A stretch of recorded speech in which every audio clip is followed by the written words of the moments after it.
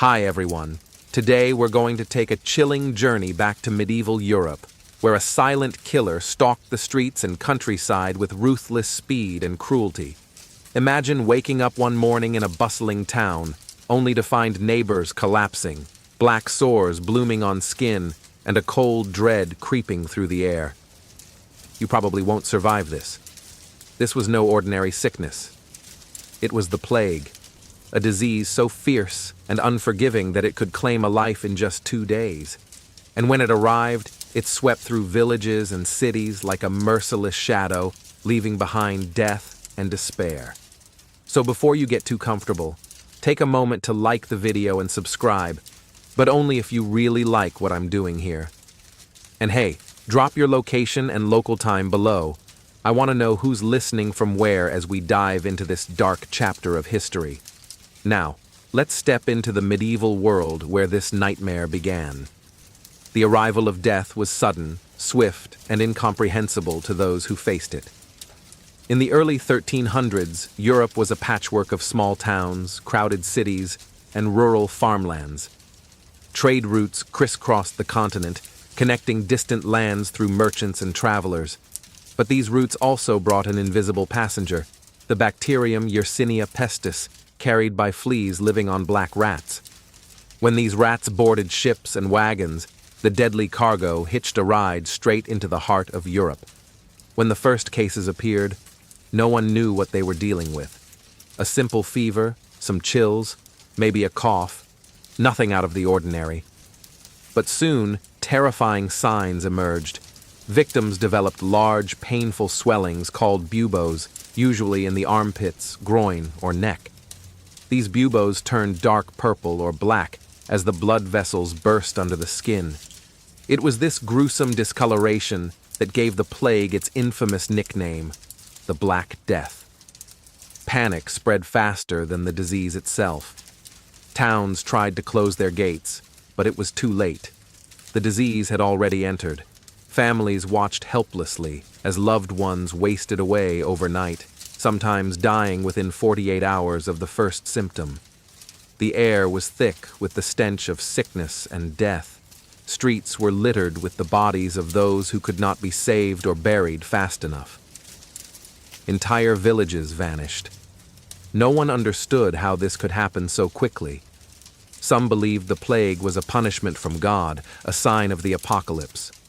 Others whispered that witches or evil spirits were to blame. In truth, the disease was a relentless biological force that overwhelmed every defense humanity had. Travelers and merchants who escaped one town carried the plague to the next. Fleas jumped from rat to human, biting and injecting deadly bacteria into the bloodstream. As the infected people moved, they unknowingly spread the contagion. Hospitals were overwhelmed, and quarantine measures were primitive at best. Isolation was often impossible in crowded medieval living conditions, where many families shared small homes and sanitation was minimal. The inevitability of death hung over every street and home. You could not see the enemy, only its brutal effects. The Black Death's arrival was a grim herald that the world as people knew it was about to change forever. The plague's merciless course through the human body was as swift as it was horrifying. Once infected, the victim's fate was sealed within hours.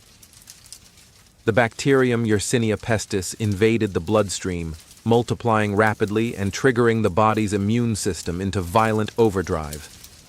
The first symptoms, high fever, chills, and severe headaches, quickly gave way to the unmistakable signs of the Black Death, the buboes.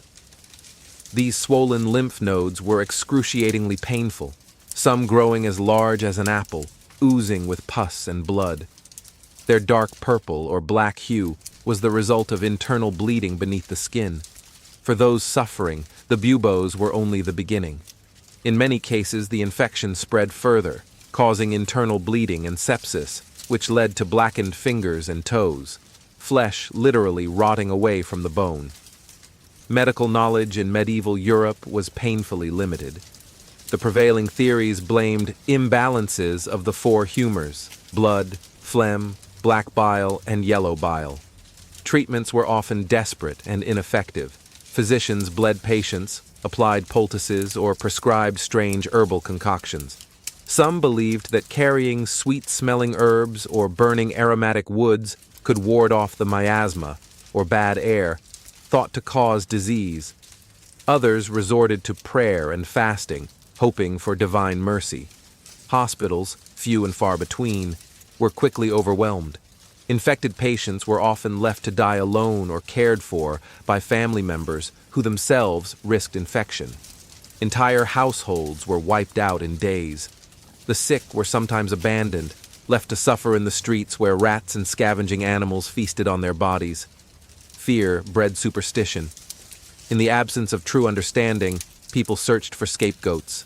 Accusations of witchcraft and heresy spread, and entire communities of Jews were persecuted and massacred, falsely blamed for poisoning wells.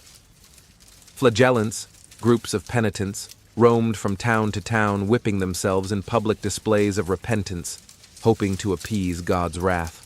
Social order began to unravel. Markets and churches emptied, trade halted, fields lay fallow as peasants died or fled. The sheer scale of death left survivors traumatized and grieving. Burials became rushed and impersonal. Mass graves replaced individual tombs, and the dead were piled together without ceremony. Despite the horror, some tried to maintain normalcy. Merchants still traveled cautiously, hoping to escape the plague's reach. But the disease was relentless, moving like a shadow over the land, striking down the young and old alike. The mortality rate was staggering. Some estimates suggest up to 60% of Europe's population perished during the height of the epidemic. What made the plague especially terrifying was its speed. From the moment of infection, victims could die in as little as 48 hours. The rapid progression left no time for recovery or even farewells. The Black Death was not just a disease. It was a grim reaper with no mercy, turning vibrant towns into ghostly ruins and entire regions into wastelands of death. As the last victims fell and the grim toll mounted, the aftermath of the plague reshaped medieval Europe in profound and lasting ways.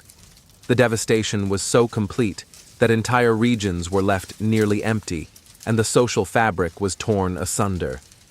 The demographic collapse triggered an economic upheaval. With so many peasants and workers gone, labor became scarce. Those who survived found themselves in an unprecedented position of power. Peasants demanded higher wages and better conditions, forcing feudal lords to concede to their demands or face revolts. The rigid social hierarchy that had defined medieval life began to crumble, paving the way for a more dynamic society. Trade routes, once bustling with merchants, slowly reopened, but under new terms. Cities that survived the plague sought to rebuild, often with stricter public health measures, including quarantines and early forms of sanitation. The need to understand and control disease gradually encouraged advances in medicine and public health, albeit centuries later. Culturally, the plague left an indelible mark on art, literature, and religious thought. The omnipresence of death inspired morbid imagery, from danse macabre paintings to somber poetry. Many grappled with questions of faith and mortality, with some turning to fanaticism, while others embraced more humanistic perspectives. Fear of another outbreak lingered for generations, shaping how communities lived and interacted. The Black Death was not just a moment in history. It was a seismic event that redefined life, death, and survival. It exposed the fragility of human existence and the limits of medieval knowledge, setting the stage for the Renaissance and modern Europe. So, if you ever thought life was fragile, remember the Black Death and its brutal lesson. In those times, you truly could die in just 2 days. As we reflect on this harrowing chapter, it's important to remember how history's darkest moments also give rise to transformation. The plague's devastation shattered the old order, but from those ruins emerged new social dynamics, medical curiosity, and cultural expression. While we thankfully live in an era with far greater understanding of disease, the echoes of the Black Death remind us of the thin line between life and death, and the resilience of humanity even in the face of overwhelming odds. Thank you for following this journey through one of history's most terrifying epidemics. If this story captured your attention, please leave a comment with your thoughts or questions, and don't forget to like and subscribe for more deep dives into history's shadowy corners.